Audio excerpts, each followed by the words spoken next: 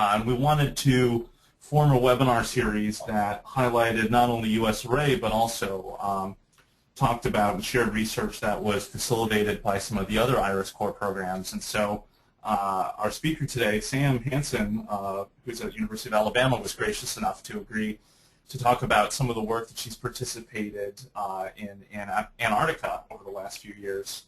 So just to introduce Sam, she has a BS and an MS from University of Wisconsin.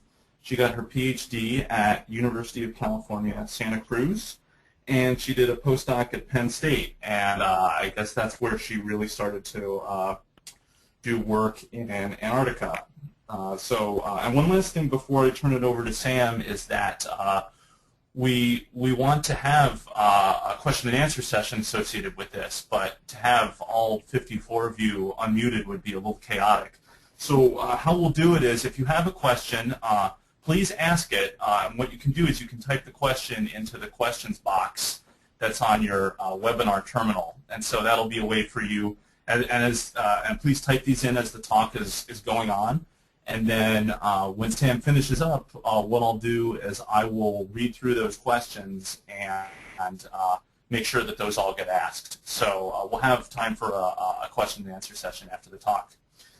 Okay, and so with that, I'll turn it over to you, Sam. Okay. Sorry about the phone ringing. I just unplugged it, so that shouldn't happen again. Nice. Anyway, well, thanks, Andy, and thanks to everybody who's logging in or has logged in. I was kind of amazed how many people signed up for this. But as Andy just said, my name is Samantha Hansen, and I work at the University of Alabama. Since I'm kind of a disembodied voice on your computer at the moment, I thought I'd put in at least one picture of myself so you know what I look like. Today I'll be talking about some of the different seismic investigations that are going on in Antarctica with the aim to basically understand the tectonic structure and the history of this very remote continent. So just a brief outline so you know where this talk is heading. Again, it's my understanding there's quite a few people logged in or planning to log in, which is great, but that also probably means we have a pretty varied background. So I wanted to start with at least a brief overview of Antarctica and some of the major tectonic questions of interest. Then in the second part of the talk, I'll talk a little bit about what it's like to work in Antarctica. Obviously, you can run into some pretty extreme conditions there, and I'll show you some fieldwork pictures and talk about some of the unique challenges that working in Antarctica presents. Then I'll touch on some of the different research projects that are going on and kind of what we've learned from those so far. I'm not going to go into too much technical detail on anything, basically just because I don't have time. And this isn't meant to be all-encompassing, but again, just to give you a flavor of the types of work that are being done there. And lastly, I'll talk a little bit about some of the future plans for Antarctic seismology, including some of the upcoming field expeditions that are in the works. So again, just so we're kind of all starting on the same page, I thought I'd go through my Antarctica fun facts slide here. The map over here on the right just helps you to get oriented. So this is kind of what the world looks like end on. So obviously the blue continent here is Antarctica. But you can kind of see how it's situated in relation to the other continents. Antarctica is actually the 5th largest landmass on the planet. It's roughly 1.5 times the size of the continental United States. It's been described as the coldest, windiest, highest, driest, quietest, most remote, and least understood continent on planet Earth. And it definitely fits all of those descriptions. Interestingly, Antarctica is the world's largest desert. Obviously a polar desert, but very little precipitation in Antarctica. And it's quite cold there. The world record low temperature was recorded in Antarctica at a brisk negative 129 degrees Fahrenheit. Negative 129 degrees Fahrenheit. Also, probably not too surprising, is most of Antarctica, about 99.6% of it, is covered by ice sheets. So at first glance, Antarctica may not actually look all that interesting. What you're looking at on the right here, this large photo, is a satellite image of Antarctica. And it pretty much just looks kind of like this whitish-gray landmass without too many distinguishing features. On the ground, it's pretty much the same story. A lot of Antarctica looks like this photo on the lower left. That's me for reference. But basically just this somewhat nondescript, large, open, white expanse of space. Probably the most distinguishing feature that sort of pops out from Antarctica is this mountain range that sort of winds through the middle of the continent. And those are the Transantarctic Mountains, which I tend to refer to as the TAMs. So if you hear me say that, that's what I'm talking about. The TAMs basically divide Antarctica into both East Antarctica over on the right side here and West Antarctica here on the left. Just for reference, South Pole's roughly right around in here. But if we strip the ice sheets off of Antarctica, then the picture starts getting quite a bit more interesting. So what you're looking at here is a map of bedrock topography or elevation in Antarctica beneath the ice sheets. So in other words, if you melted all that ice away, this is kind of what the continent would look like. So on this map, the warmer colors indicate areas of higher topography or elevation, and correspondingly the cooler colors are lower elevation regions. And again, by looking at it this way, we can start to pick out some more interesting tectonic features, some of which I've labeled here. So some of the high topography features of interest, again, kind of through the middle of the continent here, we have the Transantarctic Mountains, or the TAMs, again dividing Antarctica into its eastern side and its western side. Some other high topography regions of interest include the Ellsworth-Whitmore Mountains, which are right here, just down from the Antarctic Peninsula. Kind of straight down from that, this is the Marie-Burdlin Dome. In East Antarctica, sort of this broad area of high topography is the East Antarctic Plateau, and kind of right in the center of the plateau, this high topography region here marks the Gamsize Mountains. I've also labeled a couple of low elevation or low topography regions of interest. These include the Wilkes Subglacial Basin, which is sort of this downwarped area on the inland side of the TAMs.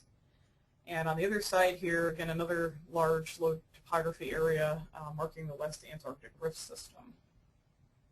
So if we really want to start investigating these different tectonic regions, we need to employ different kinds of geophysical methods, both to image through the ice sheet itself as well as down into the subsurface.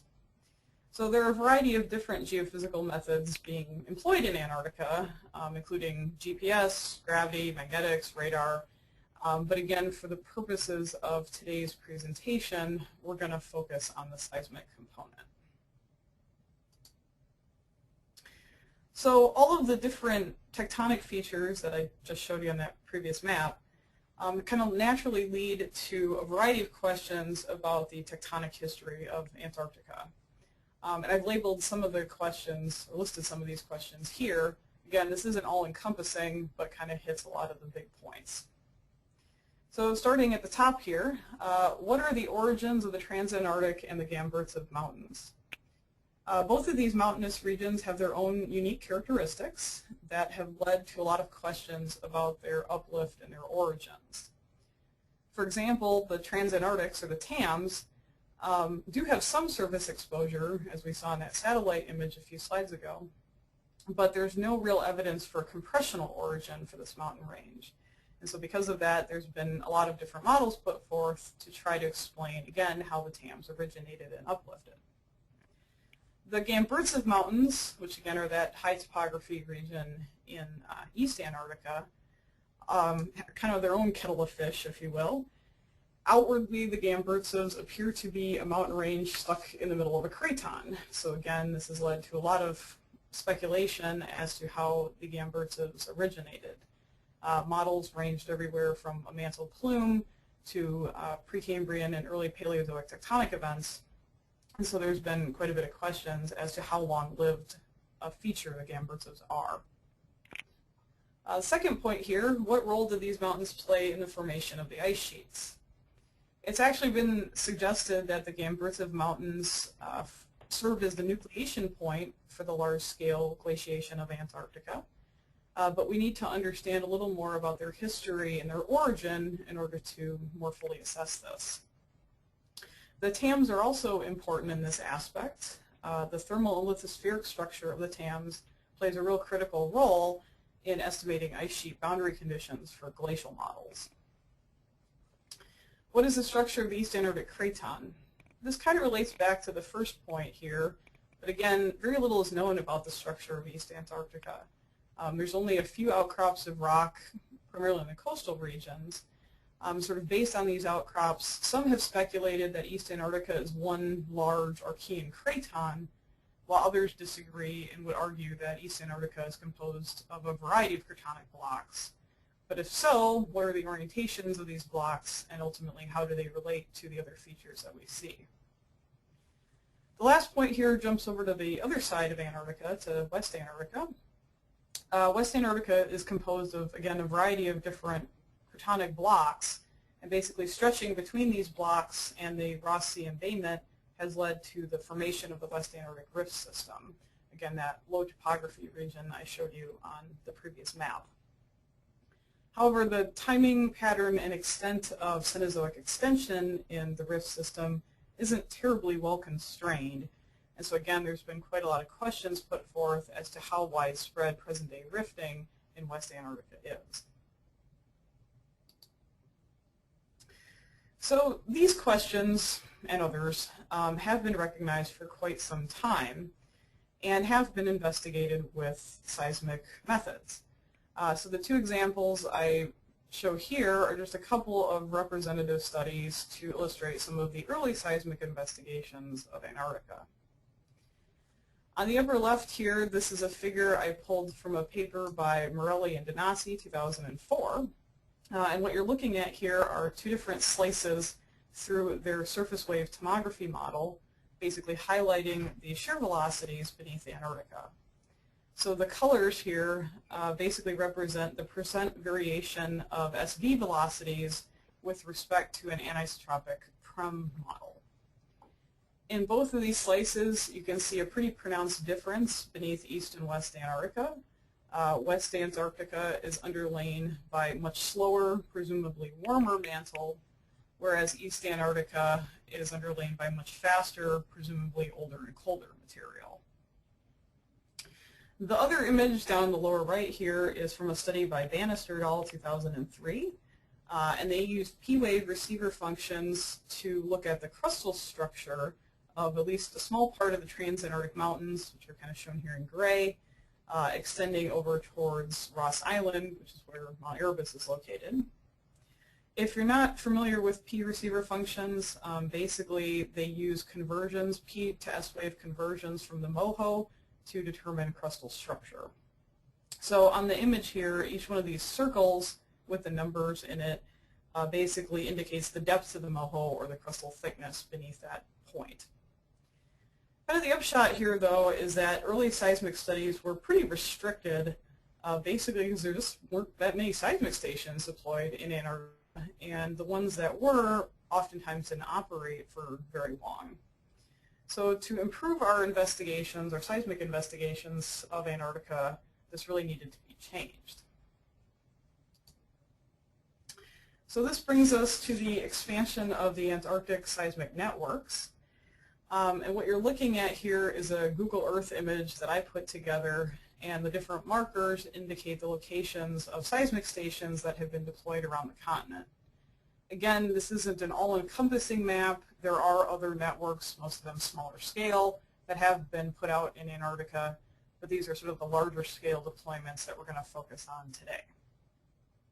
So on the map here, these yellow markers indicate the locations of permanent GSN stations, which have been operating in Antarctica for variable amounts of time, depending which station you're looking at. It's worth noting that most of these are located on or near the coast, basically the most accessible parts of Antarctica. But there is one right here in the middle, and that's the seismic station at South Pole. Down on the lower right over here are these dark blue markers. And these mark the locations of seismic stations which made up a transect, or two transects, called the Transantarctic Mountain Seismic Experiment, or Tamsize. Tamsize was one of the first real major large-scale seismic studies done in Antarctica. It was composed of 41 different stations, which operated between November 2000 and December 2003. And the underlying goal of the Tamsize study was to look at the structure both beneath the East Antarctic Craton as well as the origin and structure of the Transantarctic Mountains. Kind of moving up a little bit, we have these light gray markers here, and those mark out the Gamsize experiment, or the Gamsize Antarctic Mountain Seismic Experiment. Gamsize was composed of 26 stations, which were installed between 2007 and early 2009. Most of these stations have since been moved elsewhere, but there are actually a few of these still out recording in the field. And probably not too surprising given the name of this network, the underlying goal of Gamsize was to look at the structure of the Gamsize Mountains. Lastly, we have these green markers down here, and these are stations of the POLNet network, or the Polar Earth Observing Network. This network is also sometimes referred to as ANET because POLNet is actually a larger scale project that also has a fairly large seismic component in Greenland. POLNet, or ANET, at least initially, was installed starting in 2007. And these are both seismic and GPS stations, many of which are co-located to form 23 backbone stations, many of which are still out running and operating in the field today. POLNet, or ANET, also had a more temporary part of the deployment, a transect of 14 stations, kind of shown by this cross here. And those were just recently pulled out of the field this past season in December and January. So, kind of given the extreme environment of Antarctica, working there presents some kind of interesting and unique challenges. And so, for the next part of the talk, I thought I'd share with you a number of field photos and kind of talk a little bit about what it's like to work there and what goes into putting out the seismic stations. So starting on the upper left here, this was our science tent at what was the AGAP camp. This is where Gamsize operated out of. So the little green tent here, which we nicknamed Kermit, was kind of our office away from office, if you will, where we assembled the equipment and basically pulled in data. You can kind of see some of the equipment sort of piled up out behind the tent here, and most of the rest of the AGAP camp was sort of off to the left. This little yellow tent that kind of just makes it into the photo was part of the geodetic crews, or the area of geophysical groups setup. Going inside Kermit, that's the picture over here on the upper right, and you can see each one of these big orange boxes, which basically control or hold the electronics and the batteries for our seismic stations. So each one of these boxes was deployed to a different seismic station site. The boxes themselves are Harding cases, and inside there's both a vacuum panel and this thick blue foam that you see, basically to provide insulation for all the stuff inside. Kind of from this photo, and probably better from the lower picture here, you can get a look at sort of the guts of one of these boxes and see what's inside. So just to point out a couple of things in here, this long orange box here is the Q330 data logger, which actually records data from the seismometer. I'll show you that in just a second. The data logger stores the data at least temporarily, but several times a day it gets dumped to this, my mouse will cooperate, this other little orange box hiding down here in the corner, and that's the baler, which stores the data more long term. On either side of the data logger are sort of these shiny black items, and those are shrink-wrapped packages of lithium batteries.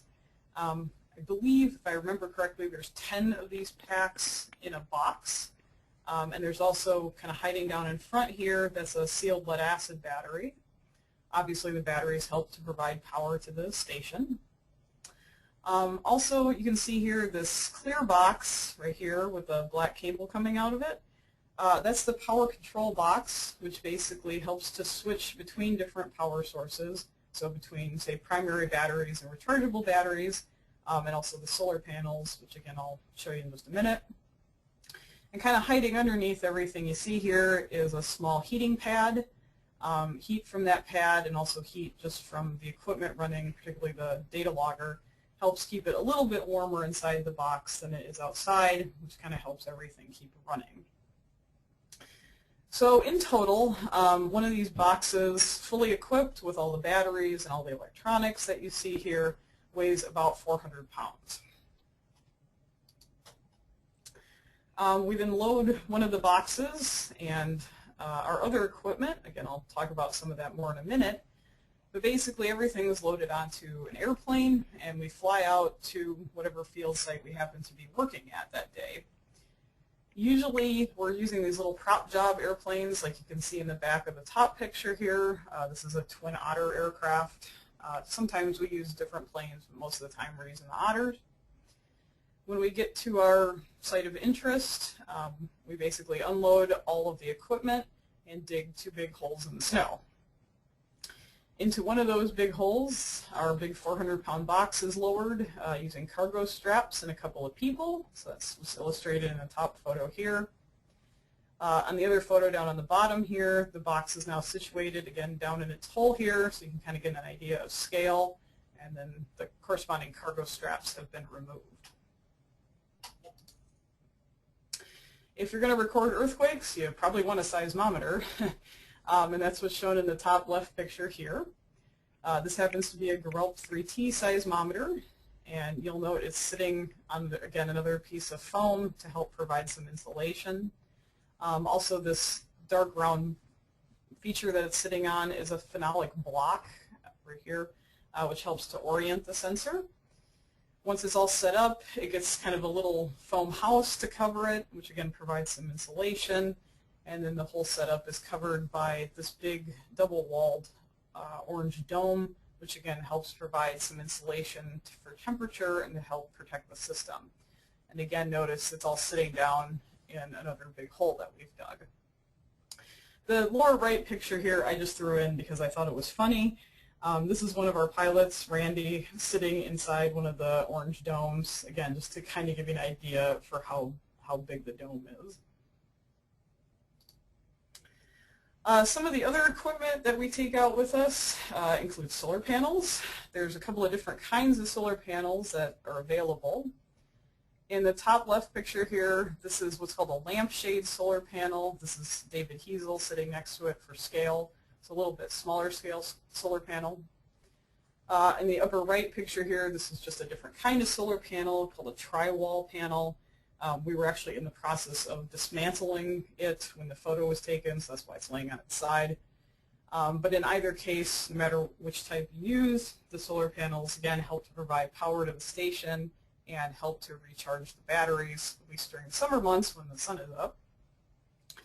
You may have also noticed this little sort of mushroom-shaped item on top of the lampshade solar panel here.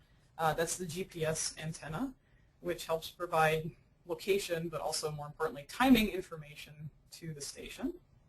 Hey Sam, can I ask you a quick question? Yeah, go ahead. I was just curious. Did all this information or all this equipment, did it come from Pascal? All this, yeah, it all came from Pascal. Okay, cool. Yep.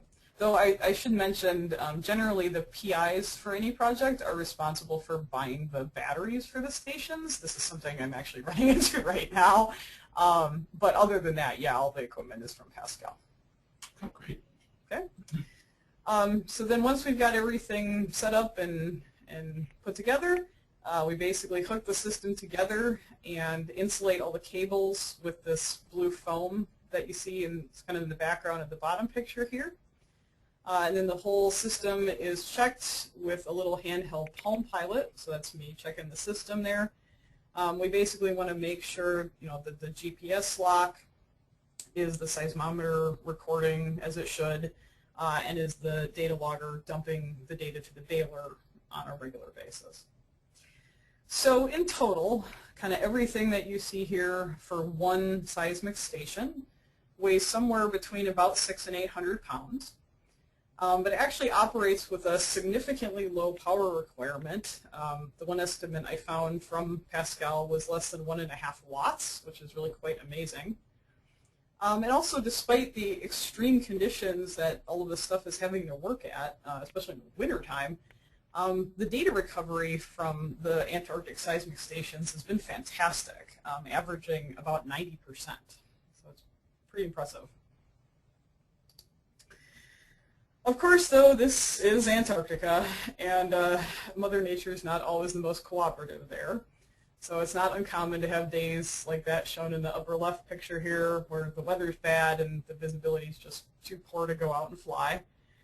So when we can't fly and we can't work, we tend to spend our time doing other things. So I'll just leave you with these other fun pictures, and you can kind of make up your own figure captions for them. Or if you really want to know what's going on, we can talk about that at the end of the talk. So, what have we learned by running around Antarctica and putting all these seismic stations in?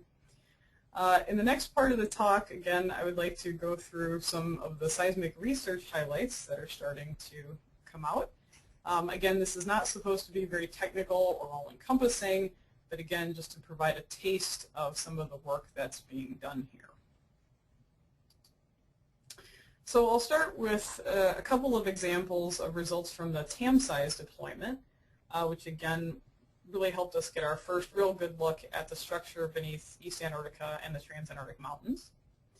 The top picture here I took from a paper by Tim Watson, who used body wave tomography to look at the seismic velocity structure beneath the Tams and sort of the surrounding areas. So in the left upper panel here, you're seeing a slice through his P-wave model. What he found was pretty fast seismic velocities beneath East Antarctica, which wasn't too surprising given some of the previous work that had been done. But what's a little more interesting here is sort of this slow velocity anomaly roughly situated beneath sort of the Mount Erebus and Dry Valley regions of Antarctica. The magnitude of this low velocity feature diminishes a little bit to its north and its south, which may or may not be a real feature, or that diminishing of the magnitude that is. The other two pictures that are shown here in sort of the middle and the right panels are the input and output models of a checkerboard resolution test, so you can kind of get a sense of how well they're able to recover the structure from their model. But the upshot here is that this low velocity feature was interpreted as a thermal anomaly in the upper mantle, and it was suggested that this may help provide buoyancy to contribute to the uplift of the Tams. The lower right picture here is from a study that I actually did using S-wave receiver functions and radio wave group velocities to look at the crustal structure, again beneath the Tamsize stations. So what you're looking at in the image here is MOHO topography, or crustal thickness if you prefer, beneath the east-west Tamsize profile. What I found was that the crustal thickness beneath East Antarctica is roughly 40 to 45 kilometers thick, which is pretty consistent with Precambrian crustal thickness found globally. But somewhat more interesting and maybe a little more important here is that there's very little evidence or no evidence for a crustal route beneath the Transantarctic Mountains, indicating that crustal buoyancy doesn't really play a major role in contributing to the uplift of the Tams. Jumping over to the Gamsize study, this is kind of similar to the previous slide. Again, this is from a study that I did using S-receiver functions and surface wave constraints, again to look at crustal structure, but now beneath the Gamsize stations. So just for reference, the map in the upper right here, again, these shapes indicate the station locations for the Gamsize stations, and they're plotted over contours of bedrock topography. The solid black lines here mark out 4 profiles, which have been shown on the lower left. And again, just like the previous slide, each one of these indicates, again, MOHO topography or crustal thickness beneath each of the profiles on the map. So again, we see about 40 to 45 kilometer thick crust, at least in the Tectonic region surrounding the Gamsize. But in this case, we see much thicker crust beneath the Gamsize mountains themselves, upwards of about 55 kilometers. So a nice thick crustal route here, which can help provide isostatic support for the high elevations seen in the Gamsize mountains. These pictures here were provided by Andrew Lloyd, who is using body wave tomography to look at, again, the upper mantle structure beneath the Gamsize and the surrounding regions. So on the upper left here, you're looking at 4 different map view slices through his P-wave model. And on the 150-kilometer panel, he's indicated the locations of 2 cross sections, and then they're shown down here on the lower right. So from this, we can see there's very thick lithosphere beneath East Antarctica. No real evidence for a plume origin here. And one other thing I'll point out is this very interesting fast, slow, fast pattern on the AA prime profile. This has been interpreted as 2 distinct different lithospheric blocks meeting at a suture zone. And so these results have some pretty important implications for the structure not only of the Gamsize Mountains, but of East Antarctica as a whole. These images were provided by David Hiesel, who used surface wave tomography to look at the shear velocity structure, again in this case beneath the Gamsize and surrounding regions. So kind of similar to the previous slide, on the upper right here we have different map view slices through David's model, and then on the lower left here we have 2 different cross sections through his model, locations of which are shown in the inset here.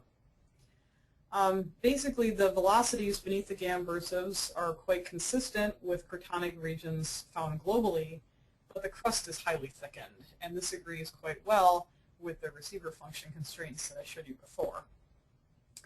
Additionally, David has pointed out that the phase velocities here are most consistent with an early to mid Proterozoic age lithosphere, which would advocate that the Gamsize are an old continental feature. Kind of jumping over to West Antarctica, again, these images were also provided by Andrew Lloyd, who's using the same body wave tomography technique to look at the structure, in this case, beneath the polenet transect. So again, we've got 2 map view slices through his P-wave model and a corresponding cross-section down here on the lower left. This is still a little bit of a work in progress, but even so, you can see very fast velocities both in map view and cross-section beneath the Ellsworth-Whitmore Mountains, and considerably slower velocities beneath the Marie Birdland Dome. David Hiesel also provided the images shown here. Again, these come from his surface wave tomography studies. Each of the insets here, the black triangles show the station locations. This incorporates Tamsize, Gamsize, and polenet data, again plotted on Bedrock topography. And then these are 3 different cross sections through David's model. So the red line here indicates the location of that cross section. The first one on the upper left is basically aligned with the north-south Tamsize, Gamsize profile, and then moving down to be roughly aligned with the polenet transect down in the lower right here.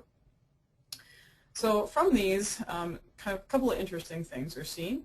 Particularly in these top 2 images here, it's quite noticeable that there's fairly slow velocities up against the Transantarctic Mountains, and it's been suggested that sort of where these slow velocities are located may be controlled by variations in crustal thickness beneath East and West Antarctica. But again, East Antarctica is quite consistent with Tectonic mantle, and West Antarctica is pretty consistent with other regions around the world which are undergoing continental extension. In the next couple of slides, we'll take a look at some other results that a little further integrate data from the 3 deployments, again, Tamsize, Gamsize, and polenet. Starting with this image here, which was provided by Doug Weems. What you're looking at here is basically Doug took David's shear wave tomography results, which we just, or sorry, surface wave tomography results, which we just looked at in the previous slide, and along with an assumed shear velocity viscosity relationship, basically has estimated the mantle viscosity beneath Antarctica. So what you're looking at in the image here are those mantle viscosity estimates at 180 kilometers depth beneath Antarctica, and the scale is over here on the right-hand side. So from this image, we've got much higher viscosity material beneath East Antarctica than we do beneath West Antarctica. And mantle viscosity is significant for climate-related issues because viscosity really helps to control the glacial isostatic adjustment signal that we see. This is really important if you want to calculate ice mass loss either from the last glacial maximum or from conditions today. This image here was provided by Rick Astor and his graduate student Julian Chaput. And what you're looking at in the picture here is basically a joint model of both crustal estimates and surface wave constraints. So Julian has basically assembled all of the crustal thickness estimates for Antarctica. Some of these I showed you previously, some of the work that I did, though Julian has computed a lot of the crustal estimates for West Antarctica. The surface wave constraints in this model are from ambient noise tomography, which is work that was done by Jinli Sun, who was a postdoc with Doug Wiens. And again, then this is a joint model of both data sets. So from this, again, you can see very pronounced difference in crustal structure beneath East and West Antarctica.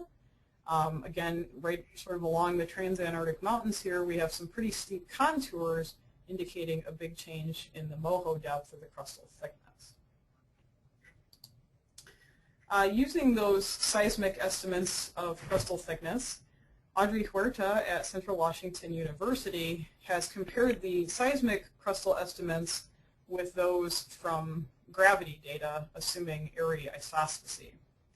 So in the map here on the left, the colors here indicate basically the difference in crustal thickness from these two data sets, again from the seismic and from the gravity. And so the warmer colors here indicate what she refers to as quote-unquote missing crust, basically areas where gravity would indicate that you have thicker crust than the seismic does. This is highlighted a little bit further along this cross-section marked by the pink line here, and that's what's shown over on the right. So again, this area shaded red is the difference in crustal thickness beneath seismic and gravity estimates. Interestingly, this area that Audrey's outlined, kind of the stippled region here, which is the area of the most or the maximum, again, quote-unquote missing crust, matches very well with David Hiesel's velocity model, which is shown in the inset up here. Again, notice the area of the maximum missing crust looks a heck of a lot like the sort of ear-shaped low velocity region that David has imaged. So it's kind of interesting that these match up so well. But ultimately here, the crust is basically too thin to compensate the topography of both the transantarctic mountains as well as the Marie-Berland Dome. This is something I'm currently working on, and I'll preface this with these are very preliminary results. But I'm trying to use an adaptively parameterized tomography approach to build a continental scale P-wave model for all of Antarctica. This is a little bit different than some of the body wave results that I showed you previously, in that in this methodology, the grid, the model grid, is put together based on the extent of seismic ray coverage in any particular area. So this is kind of highlighted in the upper right picture here. Basically, in the area where the grid is finer, we have more seismic rays passing through and hence can get better coverage and higher resolution. On the lower left here, these are 4 different slices through my current version of the model. And there are some problems with this, probably the most notable of which is why do you have a big low-velocity blob beneath the Gamsize region of East Antarctica.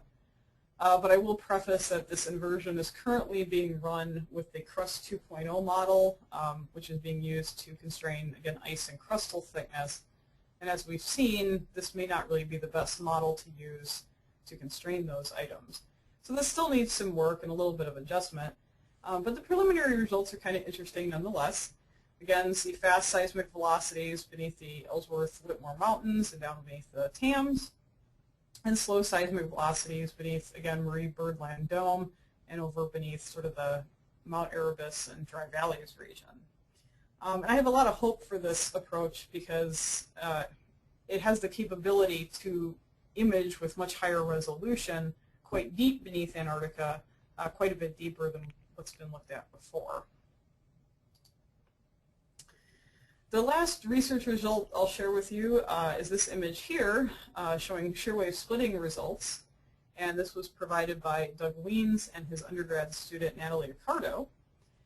So what you're looking at here, again, are estimates of shear wave splitting, which, if you're not familiar with that, shear wave splitting tells us about anisotropy in the upper mantle. In other words, how variable is the seismic velocity with direction. So each of the lines on this map here, the direction of the line or the orientation points out the direction of the fast wave, and the length of the line is scaled to the delay time, or in other words, the time difference between your fast and slow waves. So Natalie has combined her results with those from some other studies as indicated here in the key. And again, we see some pretty pronounced differences beneath East and West Antarctica. In East Antarctica, it's assumed or interpreted that the anisotropy we see by the shear wave splitting reflects the dominant fast direction in the cold continental lithosphere, which basically dates back to past deformational events whose signature, anisotropic signature, is basically kind of frozen into the lithosphere.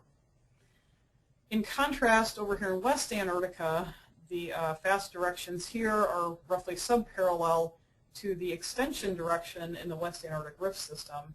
And so this has been interpreted to reflect extensional strain in the upper mantle, leading to these anisotropy results. So again, this wasn't meant to be all-encompassing, but again, just to give you a flavor of some of the different work that's been going on in Antarctica, and hopefully kind of what we're going to be able to learn from these different studies. In the last part of the talk here, I'd like to spend a few minutes focusing on the future of Antarctic seismology, particularly highlighting some of the upcoming field deployments that are planned. So we'll start with the second phase of the PolNet or ANET study.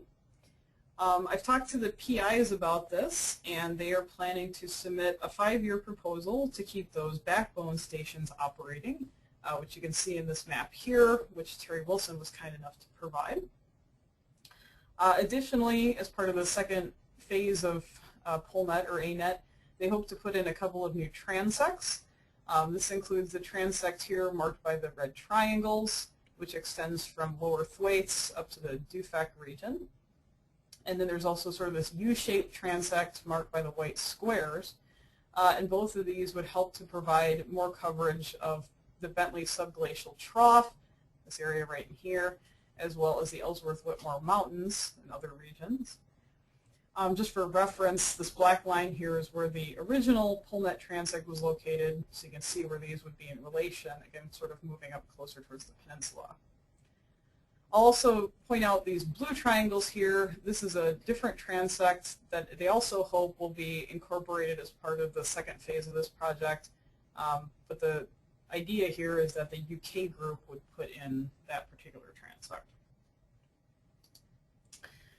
The second project I thought I'd show you is the Ross Ice Shelf project, which will hopefully be starting in the 2013 field season. The colored map here on the left was again provided by Doug Wiens. Just to orient you here, here's again Antarctica, and the map he's provided is roughly situated inside this red box. But again, the goal of this particular project would be to put seismic stations out at the locations where these red triangles are located, basically to provide more coverage between the PolNet stations, shown here by the squares, and the Tamsize stations, shown by the purple circles. So by putting in this new transect, we would get much better coverage beneath marine birdland and the Tams, which is a very important part of the West Antarctic Rift System. And of course, I got to plug my own work a little bit. This is a new project I have starting later this year, which I've dubbed the Transantarctic Mountains Northern Network, or TAMNet. And the idea behind TAMNet is we're going to deploy 15 seismic stations, shown by the purple stars in this lower image here.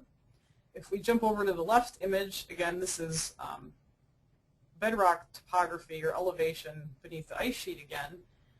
Just for reference, this little red dot here is Terra Nova. Here's McMurdo down here. So that transect, these purple stars, would start just north of Terra Nova, cross the Transantarctic Mountains through the northern Victoria Land section of the mountain range, and extend at least a little ways over the Wilkes Subglacial Basin. The goal behind this study is basically to improve our coverage of this region of the Transantarctic Mountains, and by incorporating data from the new TAMNet deployment along with data from a number of other deployments, some of which are shown here in the map as well. There's a key down here on the right. But by incorporating data from all these different networks, we can really get a much better view of the along strike variability beneath the TAMs and really start to unravel these corresponding uplift history for this mountain range.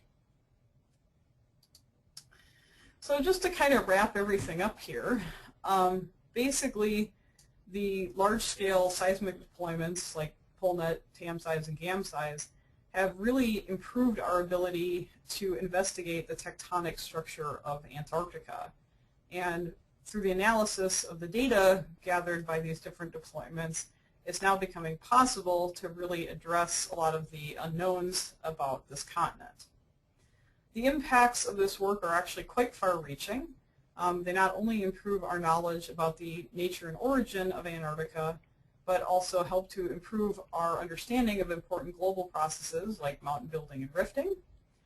They also help to provide some very important constraints for climate and ice sheet models, which are of interest to quite a lot of people.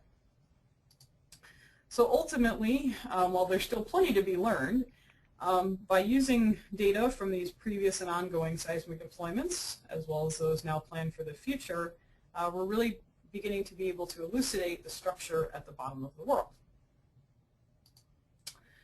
So I would just like to wrap up with a few collaboration acknowledgments. There are lots of people that have put a lot of time and effort into making these projects successful. For starters, there's all the PIs associated with the seismic projects in Antarctica. These include Andy Nyblade at Penn State, Doug Weens at Washington University in St. Louis, Rick Astor at New Mexico Tech, Audrey Huerta again at Central Washington University, and Sridhar Anandakrishnan, who's also at Penn State.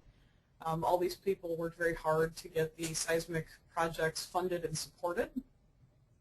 Also Andrew, Julian, and David at their respective institutions, who are all grad students, or in David's case was recently a grad student, who again have worked very hard on some of these projects and were kind enough to share some of their results for the presentation today. A big thanks to the field crews for these different projects. Again, a lot of people put in a tremendous amount of energy to make these projects a success. And of course, a big thanks to IRIS and NSF for their help and their support. I'd also just like to mention that there are a lot of other people working in Antarctica on other methods. Again, some of the different geophysical methods like GPS, radar, gravity, magnetics, and also are contributing to our knowledge about this continent, so they shouldn't be forgotten either. So with that, I thank you very much for your attention, and I'm happy to take any questions or comments that you might have. All right. Thanks a lot, Sam.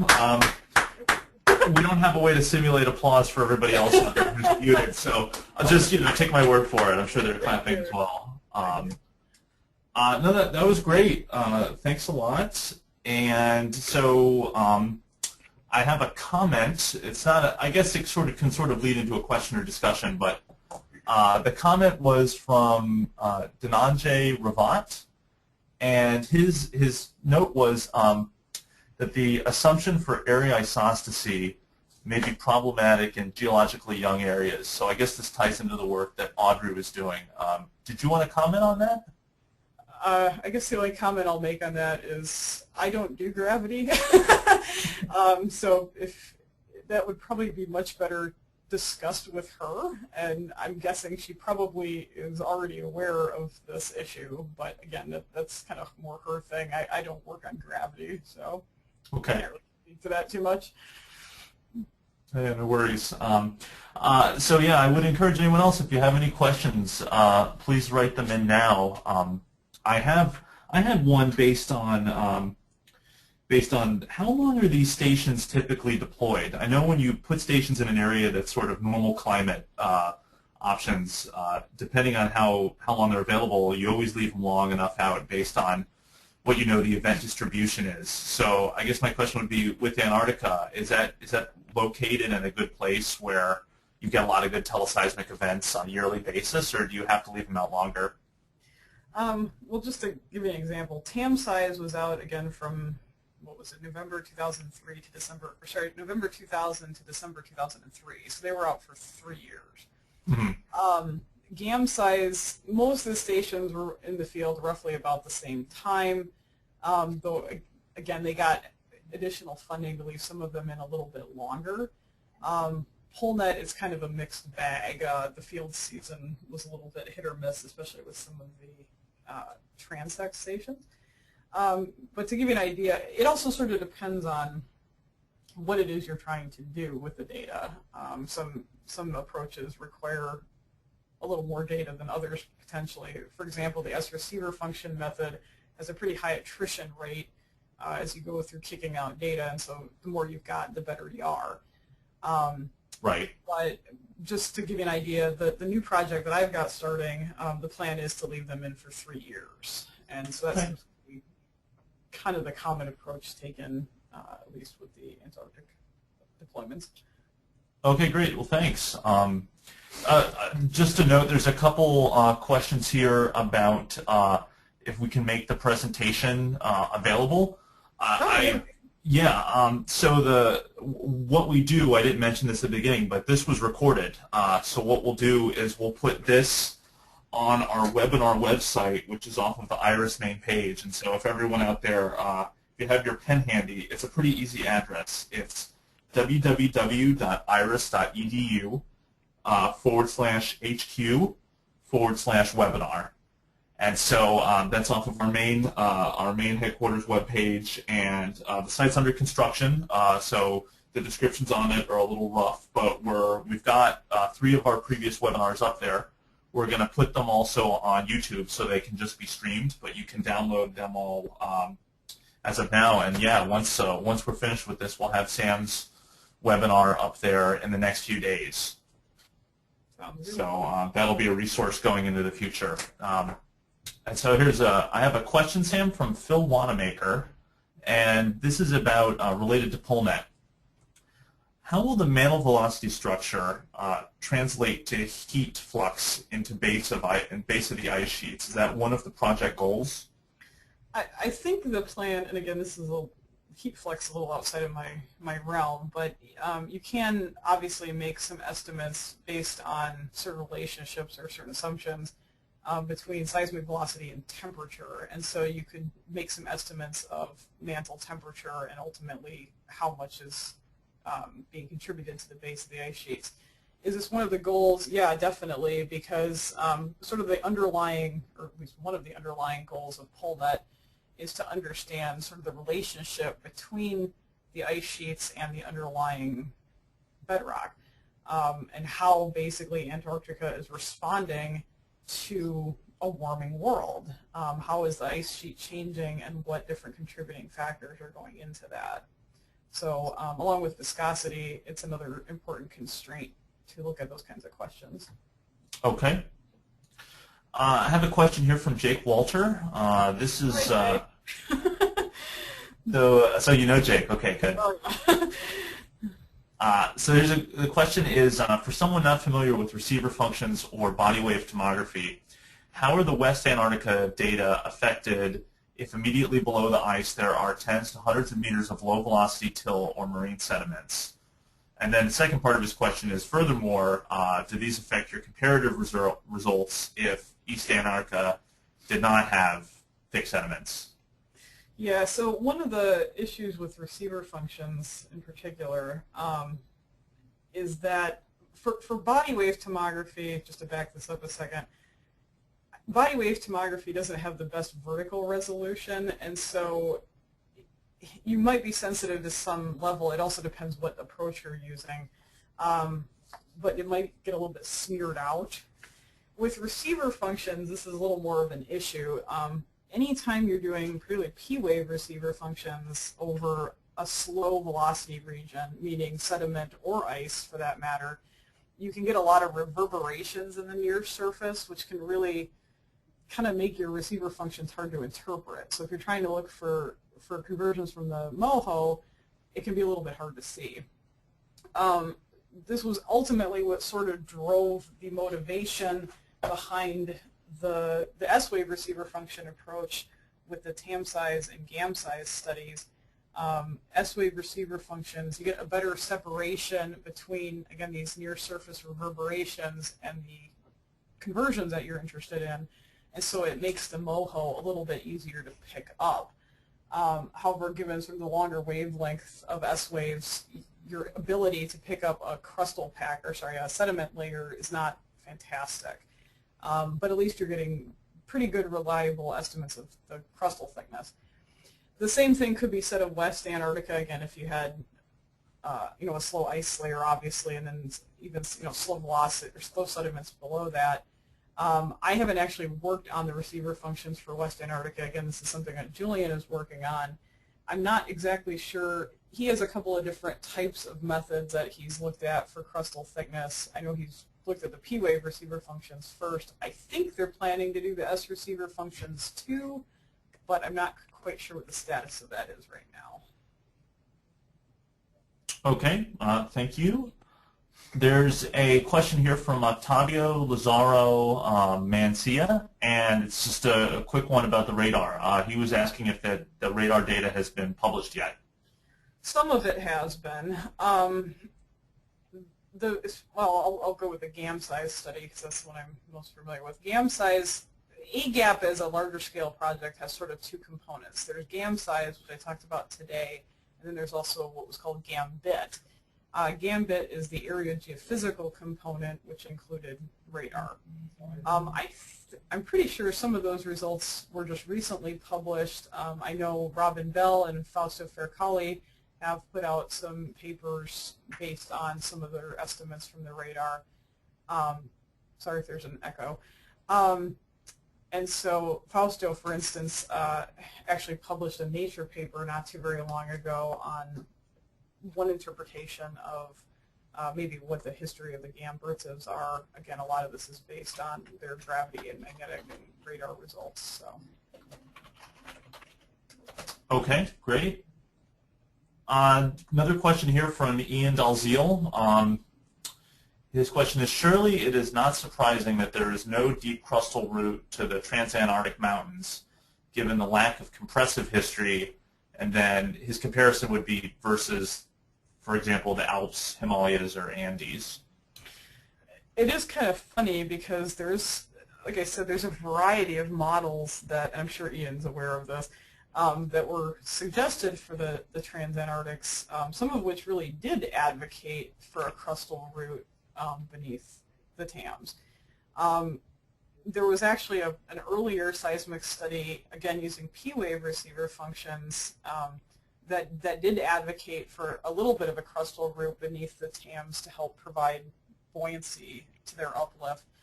But I guess I'll just say that my results are different from theirs. And so I guess some people would probably agree with Ian, and there's probably those that don't, to be diplomatic. Okay, cool.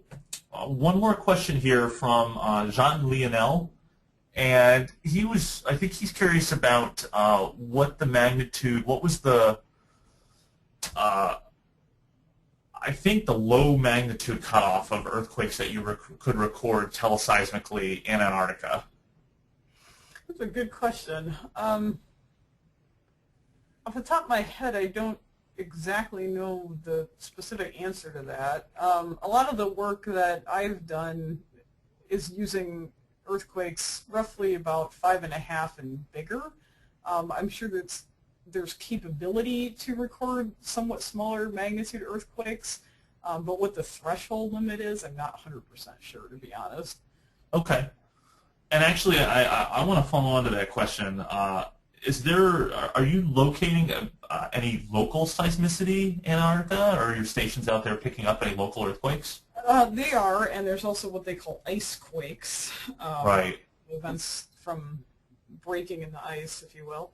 And so yes, those are getting recorded as well, and there are, again, I didn't cover everything that's being done by studies today, but there are people looking at those too. Cool. So. Question from Dave Barbeau, and he's wondering, are there any plans for deployments on the peninsula proper? So he mentions Graham Land and Palmer Land. As far as I am aware of, at the present time, I don't think so. At least not with any of the groups that I'm familiar with, which again are primarily the U.S. contingency. So that would be really cool, and I'm actually trying to think of a justification to trumps up to Palmer myself. But the short answer is not that I'm currently aware of. Okay. All right. If unless there's unless there's any last-minute questions, I think we'll thank Sam again for her willingness to give this webinar. Thanks a lot, Sam. Appreciate it a lot. This was great attendance today. There's over 60 people at the peak, which is definitely our best so far. I tried to check periodically because I was nosy, but it's hard to do while you're talking. Yeah, no, it was great. Well, thanks everybody who's out there. Like I said, we recorded this and we'll have it up on the website soon, so it can be a reference in the future. And please stay tuned for future webinars coming to you from IRIS. Indeed. All right. Thanks a lot, Sam. Thank you. Yep. Bye, everybody. Bye.